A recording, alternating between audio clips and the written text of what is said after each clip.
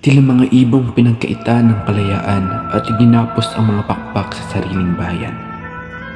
Ganyan kong ihambing ang mga Pilipino sa kamay ng pananakop ng mga Espanyol. Sila ay pinahihirapan sa gitna ng kadiliman.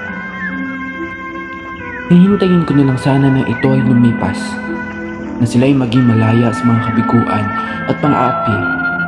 Ngunit hindi ko maatim na ganito ang turing sa aking mga kababayan. Kaya isinulat ko ang nobelang ito upang maging daan para mamulat at mapukaw ang kanilang damdamin sa pagmamahal sa sariling nilang bayan.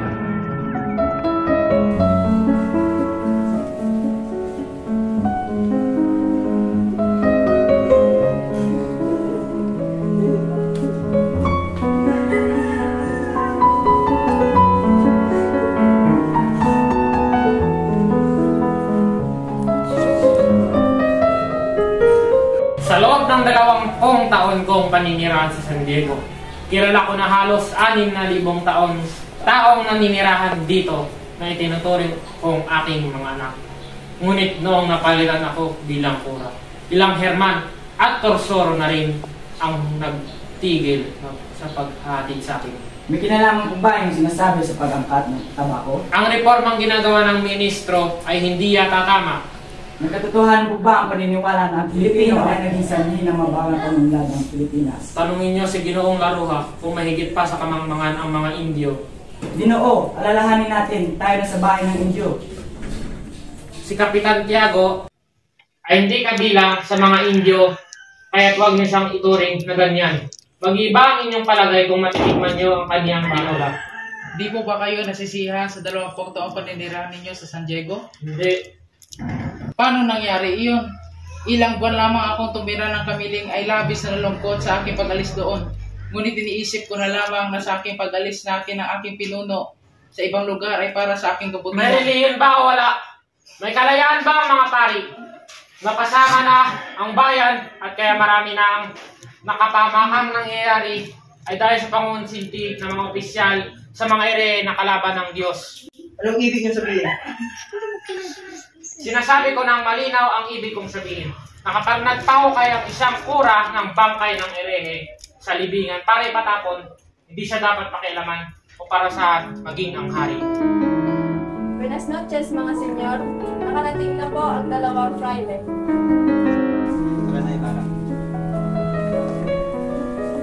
Siya nga pala si Dolly Crisostomo Ibarra, ang anak ng mga layong.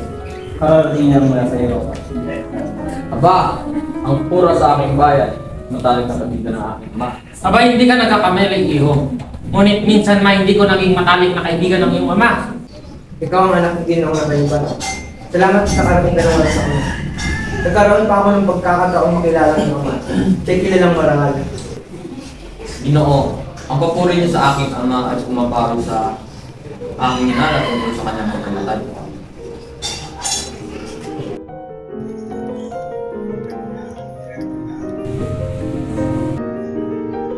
Ang po ay para sa inyo. Kayo ang kilala at komisyon ng nasirang may bahay. Alang-alang din sa iyong pagkukulan at kapangyarihan. Hindi natin naman sa katagaan, ngunit kayo ang kura ng bayan.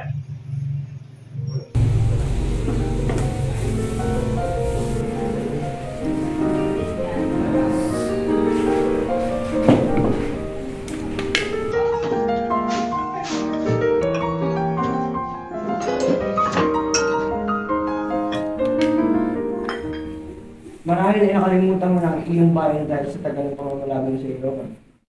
Kahit ako'y pinalimutan na ng aking bayan, sa lahat ng sandali naalala ko siya. Aling bansa sa Europa ang inyong naibigan? Kahit aling bayan sa Europa, ngunit una sa lahat, ang Espanya na siyang pangalawang inang bayan. Ano naman po ang pinakamahalagang bagay na iyong nakita? Na naging katangtang sa pamumuhay, pananampalataya at sa lahat na. Bago ako tumungo sa ibang bayan, ay pinag-aaralan ko muna ang kasaysayan. At pagkatapos nito, ay parang wala nang katangian ng bawat makita ko. Ngunit, iyakong ang kasaganaan o kadahupan ng bayan ay nababatay sa taglay nilang kalayaan. Mga Ginoo, hindi dapat ipagtaka ang sinabi ng aming dating kura. Nagpagunita ito sa aking kabataan. Salamat at binuhay nila ang nakaraang ipinagsalo nila ng aking ama sa aming maralitang hapag. Mga Ginoo, ipagpatawad ninyo ang aking pag-alis. Ako po'y lalakad bukas kaya't maraming dapat lutasin. Mga Ginoo, para sa ikabubuti ng Espanya at Pilipinas,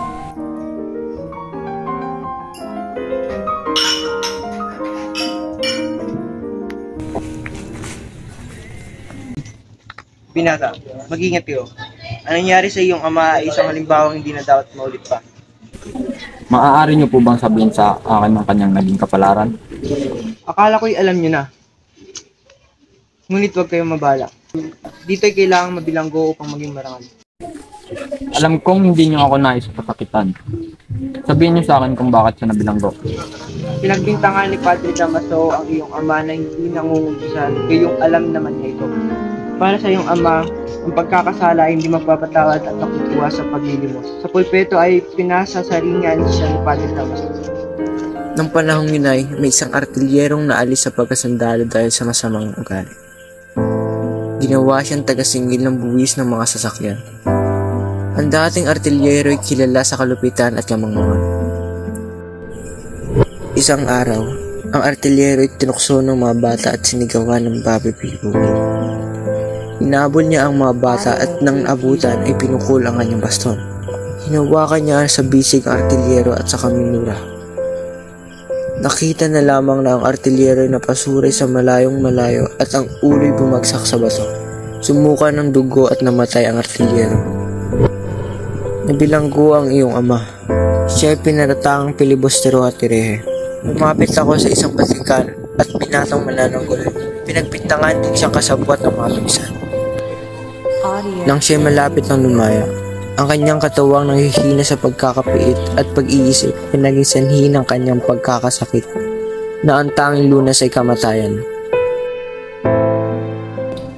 Bakit pumapanglaw ka na naman, Ina? Hayaan mong masilayan namin ang iyong kagandahan, halintulad sa iyong ina. Ang naparikit na wangis ni Pia na unting-unting nawala noong pinagbubuntis kanya, sabi ng tatay niya. Naglaho sa kanya ang saya at naging malungkutin dahil sumpong lamang iyon ng pag-ibig. Isang lagnat ng kapapanganak ang tumapos sa kanyang kalungkutan. Dumaho man, ngunit nag-iwan siya ng napakagandang dilag tulad mo. Kaya, por favor, Maria Clara. Ika'y namumutla na siguro. Mas mainam na tayo'y magbakasyon upang maibsan ang kalungkutan sa iyong mga. Tama. Mas nakabubuti kung kayo muna ay maglipa. Kapag ikay makabili ng damit, tayo ay tutungo sa Malabon ng mga ilang araw. Wala rin lamang iyong inama. Sa San Diego na pinsan. Maganda ang bahay natin roon at malapit na ang piyesta. O siya na nga, Maria. Nandyan na pala ang nobyo mo si Crisostomo. Siya na nga. Hala, mag-ayos ka na. Habang nag-uusap sila ng inyong, sige na, magmadali ka.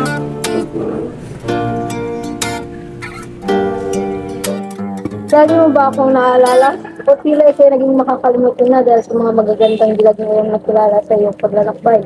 Paano kita makakalimutan gayong ang tinig mo ay naririnig ko maging sa gubat ng Alemanya?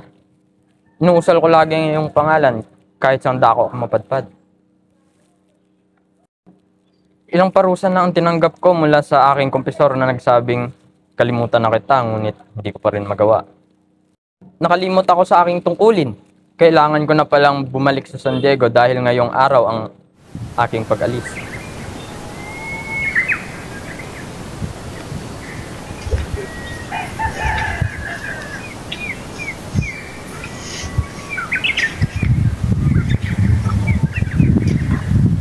Ilang taon ka rin sa Europa nang balikan mo ang San Diego, Senyor.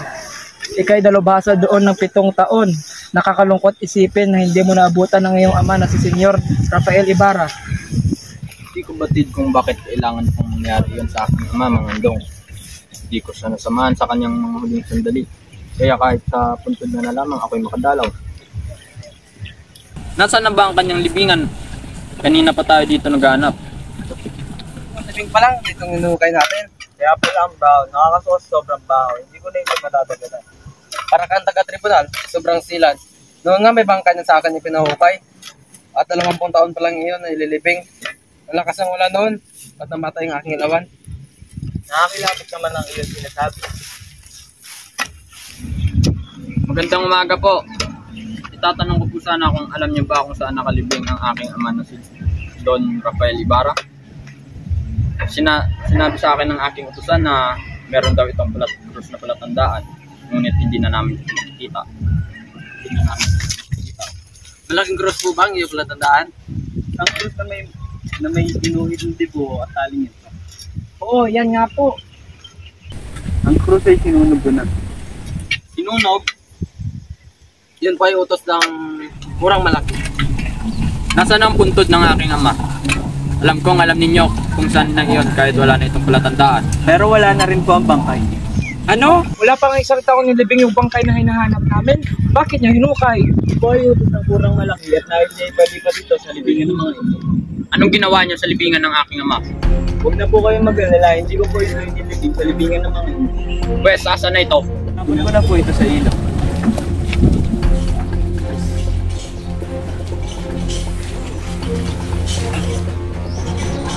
Anong ginawa mo sa bangkay ng aking ama? Anong mga sinasabi mo? Wala akong kinalaman sa mga sinasabi mo. Maaaring nagkakamali ka iyo. Alisin mo ang iyong kamay sa aking mga balikat. Ako ang kura ng bayan na to. Magbigay galang ka. Sabi ka ng totoo. Wala akong kinalaman sa mga sinasabi mo. Maaaring tinutukoy mo ay ang dating kura ng bayan na to. Ang kura ang pinalitan ko, si Padre Damaso.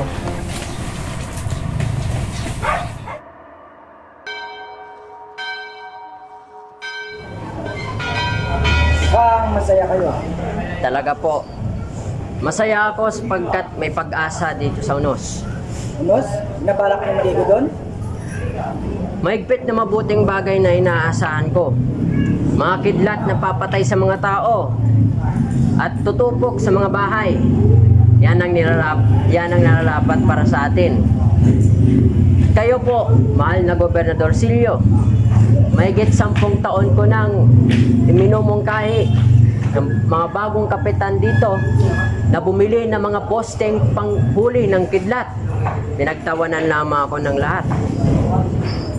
Nagpagawa pa kayo ng isang kuliling para kay Santa Barbara. Kahit na napatunayan na ng siyensya na mapanganib magpatugtog ng kampana tuwing masungit ang panahon. Anong nagawa ng kuliling ng Santa Barbara nung kumidlat sa Binyan?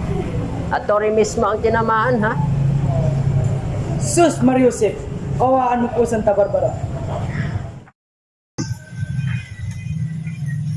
Kuya, ano kaya iniluto yung nanay na pagkain para sa atin? Salamat din na lamang may pagkain po. So, hindi matutulog ang tubig lang naman. Kuya, paglaki natin, biblian ko talaga palagi ng pagkain si nanay para masiyahan siya. Kaya tayo ng pinapangarap puso, kaya pagsapagan na natin. May permission na po kaming umuwi. Last days pa kayo maaari umuwi. Ngunit, Tahimik, at ikaw, hindi ka maaari umalis. Hindi mo siya sa ulit na umuwi.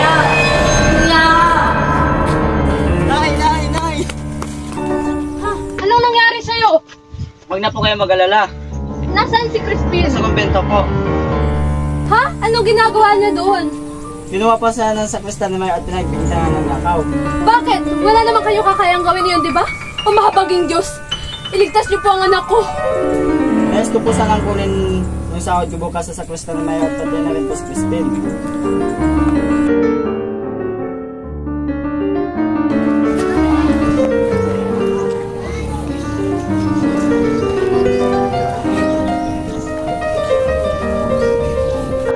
Nandito na ang unggoy para sa pura. Maaari ko bang makausap ang pura? Ngayon ka maaari. Pagbalangin niya tayo magpapagkak. Kung gano'n, maaari ko bang makita ang aking anak na si Crispin? Si Crispin? Hindi ba umuwi na tayo? Diba sila lamang ang naroon at talagang kung naiwan dito sa Crispin? Naiwan nga dito si Crispin pero pagkatapos yung nakaw ay tumakot din. Huwag kang mag-alala dahil sa pumunta ang anak mo para sa kanyang ama. ng Burger King. Anumang oras tinagamit siya.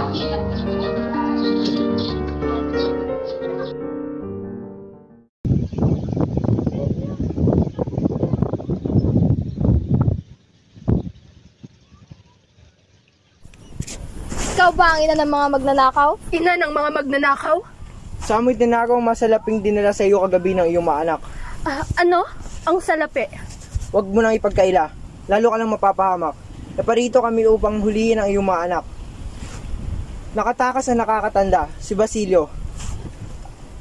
Sa amoy tinago nakababata. Ginoo, matagal ko nang hindi nakikita ang anak kong si Christine.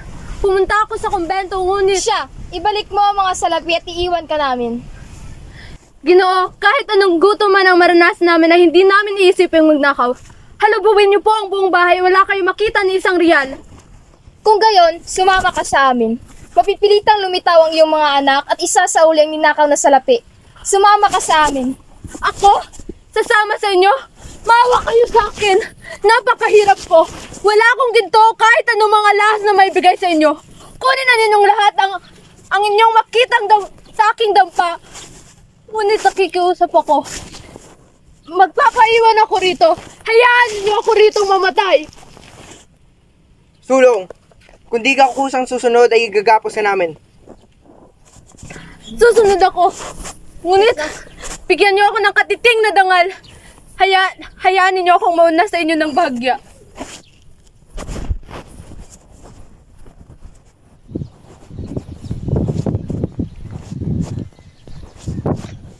Nais ko sanang mamasyal tayo bukas. Sige. Kung gayon ay ipahahanda ko ng lahat bago magbukang liwayway. Ayokong kasama ang puro. Bakit naman? Paghiwari ko, binabantayan niya lahat ng aking kilos. Kinikilabutan ako sa kanyang mga tingin na tila ba'y napakahiwaga. Pinababayaan ng araw nito ang kanyang sarili, hindi na siya kumakain. Ngunit hindi maaaring hindi natin siya kumbidahin. May kagalian tayo at isa pa ay nandito na siya. Malamig ang hangin dito sa labas. Baka kayo magkasakit. Hindi ba kayo natatakot magkasipon o kayo magkasakit? Magandang umaga po, Padre. Napakasarap lumanghap ng hangin. Isa nga pala, Padre, meron kaming kasiyang inihanda sa bukid. Maaari po ba kayong dumalo? Saan ito magaganap? Sa batis po, malapit sa gubat. O siya, upang mapatunayan na wala akong sama ng loob dahil sa nangyari, malugod kong tinatanggap ang inyong paanyaya.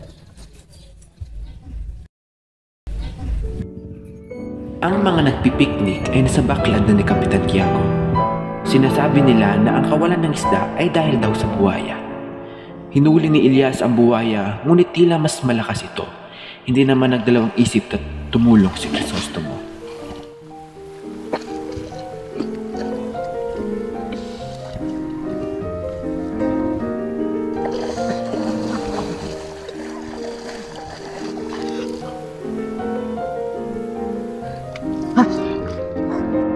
Buta po sa inyo ang aking buhay, Ginoo. Hindi kayo dapat naging mapusok. Hindi nyo dapat biruin ng ganon-ganon na lamang kamatayan. Nang nagsimula ang mga unang pangkat ng mga Kristiyano, mayroong mga tao na napatunayan ang kanilang pananampalataya. Matatag nilang ikinuwento ang mga salita ng Diyos. Ipinagsigawan nila ang kanilang mga nalalaman sa ngalan ni Jesucristo. Pinalakas sila ng Espiritu Santo at dahil diyan ay naligtas sila. Ipinalaganap ito ng mga Gwardiya Sibil ng Kalangitan. Gamit lamang ang rosipiho ng krus ng salita ng Diyos. Hindi nila kinakailangan ang mga sandata para ipagtanggol ang kanilang sarili. Hindi nila kinakailangan ang pumatay o manakit ng ibang tao para lamang sa kanilang layunin. Sa paglalagay ng unang bato sa paaralan, tumabi ka lamang sa kura. Iwasan mong bumaba sa hukay at iwasan ang mapalapit sa batong ihulog dahil maaari kang mamatay.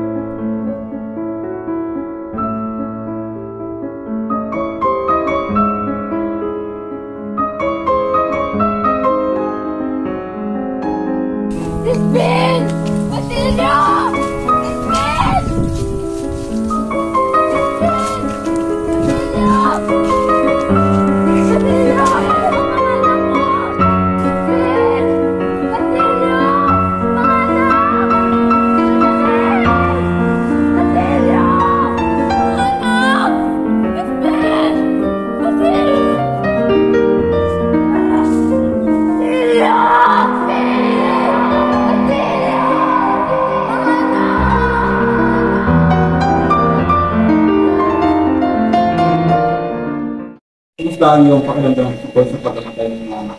Ako'y labis ng lalo tungkol sa nangyari sa akin. Oh, ba't hindi niyo ipagpatuloy ang inyong pag-uusap? Ibanggit ka naman sa akin ng ginawa sa Sostor mo ang mga taong nakatulong sa kanya, gaya ng arkitekto at ng liberalia. Nakakatawa ang mga taong kumukuha ng serbisyo ng mga arkitekto. Pinapakita lamang nito ang pagkamangmang ng mga Indio na nagdudulong-dulungan. Ako lamang ang taong gumuhit ng plano para sa simbahan na iyan. Subalit, ang pinapatayong dasal ng ginawang pagara ay nangangailangan ng eksperto. Eksperto? Ang isang paralan ay mayroong 4 na pader at isang bubong na sawali. Sandali ka ng pagigamaso. Magbabayad ang lahat. Ngayon pa lamang, pinarusana ang ama ng ulupong na iyon. Nabilanggo lamang na walang mahigaan. Maaari mong sakta sa akin ba? Itong pari na ito ang pinakahirap sa buwan ko. Ang pari walang galang at walang putang na loob. Sa demonyo nagpapadal-banalan. Puro naman ay maaari na pagkakaya. Huwag, Senyor. Huwag niyong kayaan ang sarili niyo magpagkasal sa Panginoon. Magdasala na sa lahat ng santo, Padre. Parang sa akin na ako sa kanya.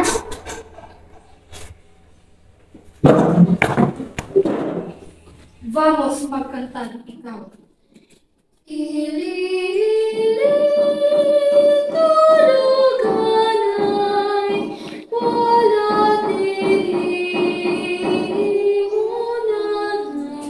na!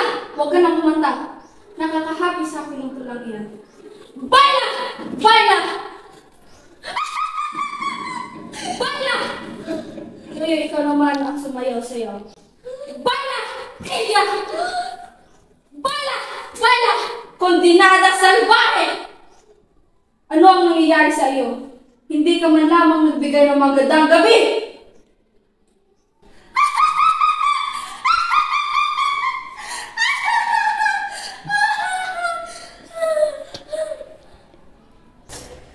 Alam niyo ba na si Maria Clara ang pinakamalikit na binibini at ubod ng kabutihan dito sa buong San Diego? Yan nga ang binibining ninanais ko. Magandang umaga po, Kapitan Tiago. At sa iyo rin, Maria Clara. Kapitan Tiago, siya nga po pala si Alfonso Linares de Espadanya, kamag-anak ng aking asawa at inaanak ni Padre Damaso. Naisa na hingi ni Alfonso ang kamay ni Maria Clara. Sangayon po ba kayo? Walang problema. Basta't alagaan niya ang aking anak. Ayoko, Ama. Labis ako na tumututol. Si Crisostomo iba na lamang ang aking iniibig. Handa akong maghintay kahit ano man ang mangyari.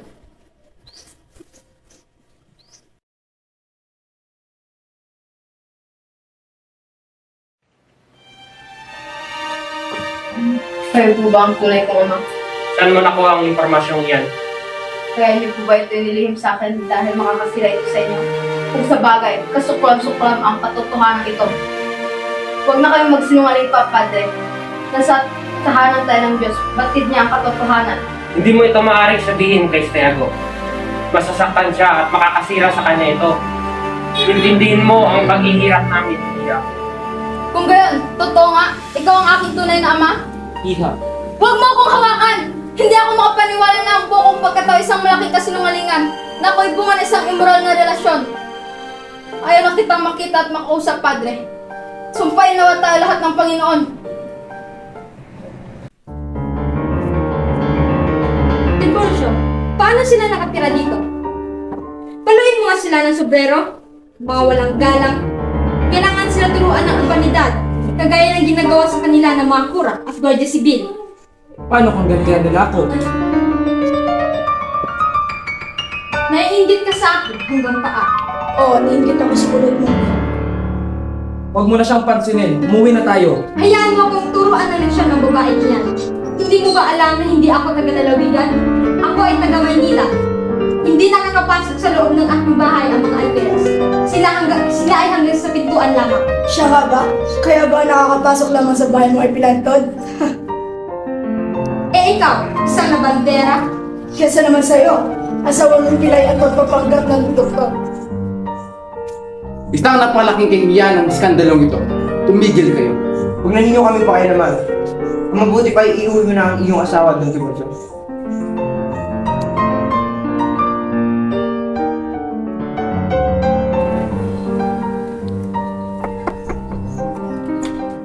Gandang araw, Pino.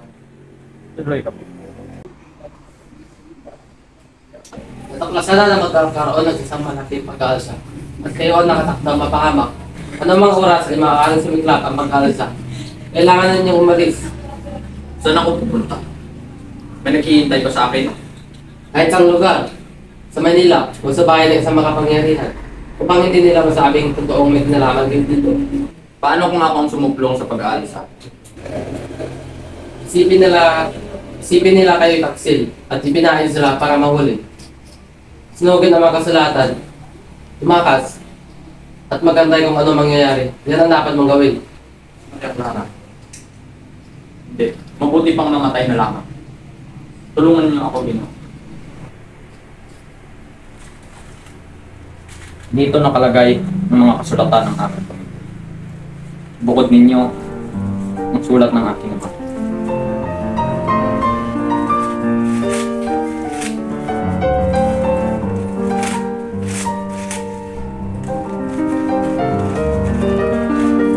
Kikilala niyo po ba si Don Pedro Ibarra Media?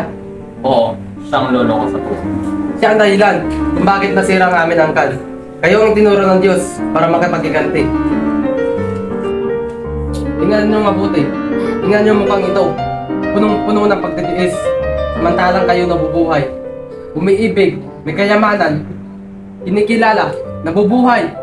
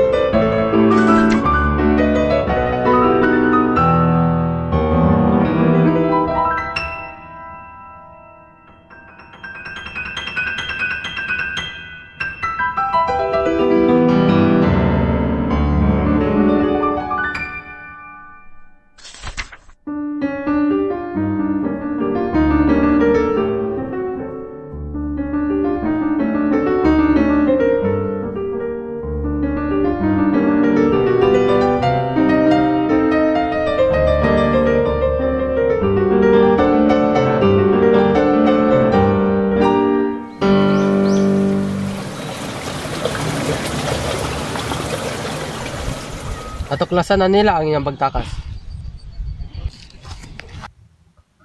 Magtago ka, may bantay na maparating. Saan ka galing? Nirasinan ko po ng damo, angkura at hukom sa Manila. Maaari ka na magpatuloy. Huwag ka lamang magpasakay ng kahit sino sapagkat may bilanggo na nakatakas. Kung siya iyong mahuhuli, meron kang matatanggap na gatimpala. Sige, paano ko siya makikilala? Nakapagsasalita siya ng Kastila at huwag kayong magpapaniwala. Sige po, salamat.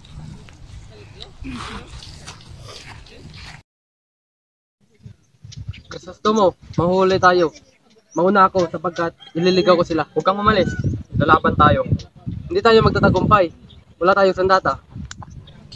Magkita na lamang tayo sa Noche Buena.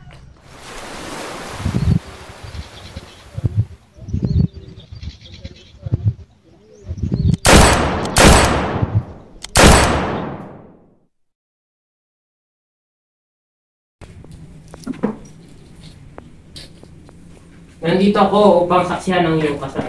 May sakit ka na naman ba? Wala ka na bang tiwala sa iyong ama? Tulungan ninyo ang aking aman upang hindi matuloy ang aking kasal. Nung nabubuhay pa si Crisostomo, gusto kong lumaban, umaasa at manalig. Ngunit ngayon wala na siya. Bakit pa ako mabubuhay at magtitiis? Hindi hamak na mas nakakahigit si Linares kaysa kay Crisostomo. Ngayon wala na si Crisostomo, wala nang pwedeng tumawag sa akin ng asawa. Kumbento o kamatayan lamang ang aking pagpipilian. Anak ko, patawarin mo ako. Ibig ko lamang na bibigyan ka ng mabuting kinabukasan. At ito'y dahil mahal kita. Ako pala iyong mahal. Huwag mo akong hayaang maging malungkot habang buhay. Gusto kong maging madre o mamatay na lamang. Isang madre? Hindi mo alam ang buhay na misteryong nakakubli sa mga pader ng kumbento. Humiling ka na lamang ng iba, wag lang ang buhay ng kumbento. Kumbento o kamatayan. Diyos ko! Pinarurusahan ako. Pagpalain niyo ang anak ko. Magmamadre ka. Diyos ko. Ako'y inyo talagang pinarurusahan.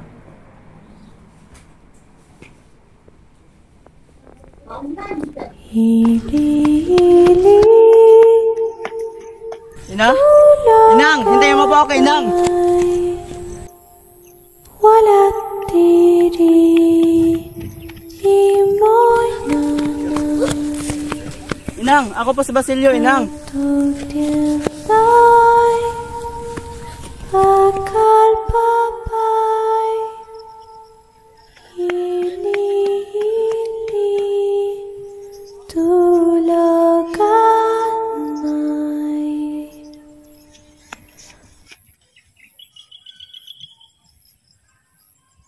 Basilio? Anak! Ang anak ko! Si Basilio! Ah! Ah!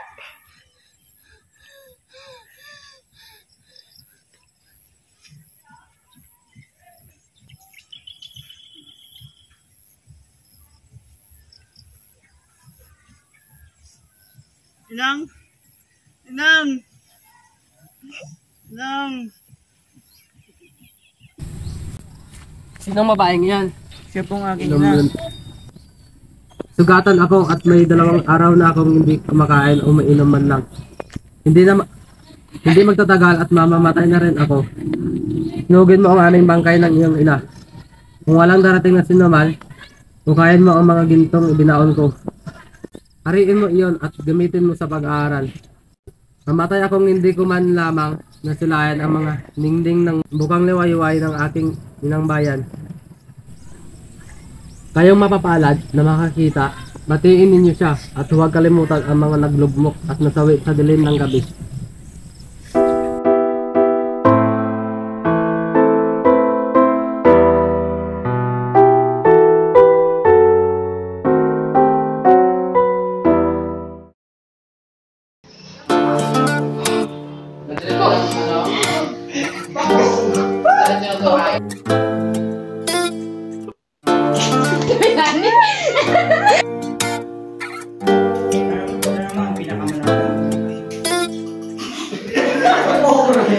Action!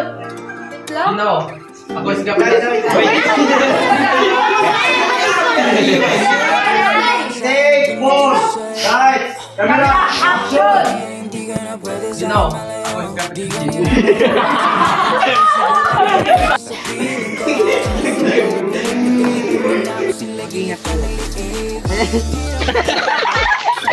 Ikaw, hindi ka maaaring umalis hanggang hindi mo yan. Ulit minakaw mo. Kat! Kat! Ang ito! Kat!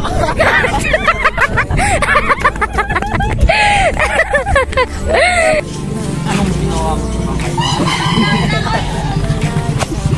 Ang bago? Yabo! Ang bago! Baliskad! Baliskad! Baliskad! Maria Clara!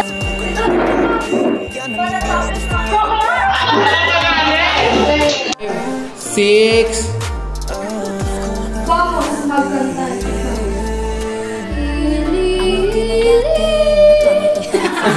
Dinadasal mo ano ang nangyayari sa iyo?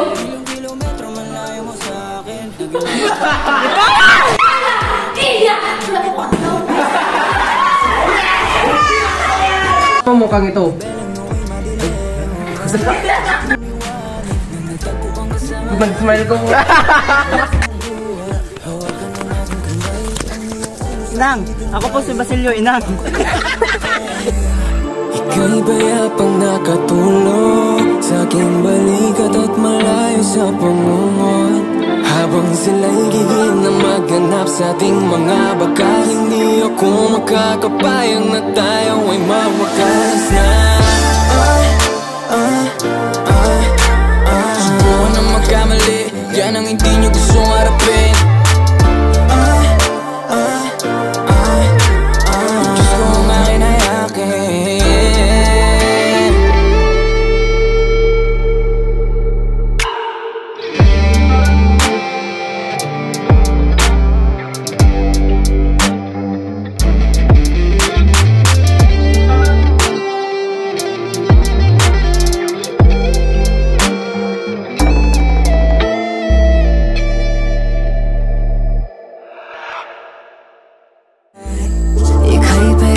Nakatulog sa aking balikat at malayo sa pangungot. Abang sila'y gigil na maghanap sa ating mga